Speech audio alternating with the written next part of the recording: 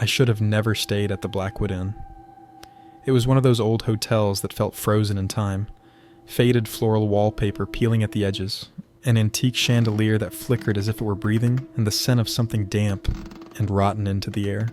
The only reason I choose to stay at Blackwood Inn was because the more extravagant and nicer hotels were full. I just had to stay 3 nights here for a business seminar I was attending close by. The woman at the front desk barely looked at me as she slid the key across the counter. "You're in room 306, she muttered, voice flat, expression blank. Something in her tone unsettled me. "Is there something wrong with the room?" I asked, half joking. She hesitated, just for a second.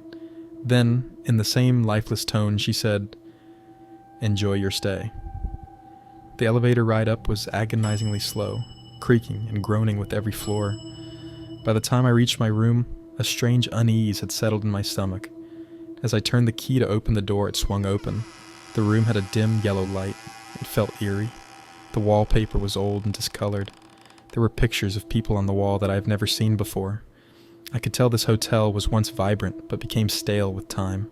The bed was made, but the sheets looked disturbed.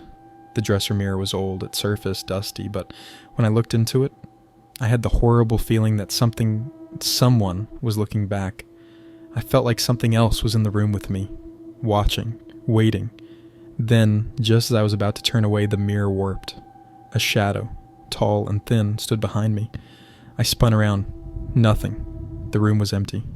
I let out a shaky breath. "Get it together," I muttered, rubbing my temples.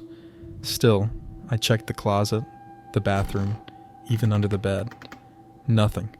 I should have left right then, but I didn't. That night I barely slept. I woke up to the sound of whispering, low, raspy, almost too faint to hear. I sat up, heart pounding, ears straining. The room was silent now, but the air had changed. It felt thick, as if something unseen was standing in the darkness, watching. I reached for my phone to check the time. 3 a.m. A cold chill wrapped around my spine. That's when I heard it. A knock. Slow, deliberate. 3 soft knocks on the closet door. I stared, my breath trapped in my chest.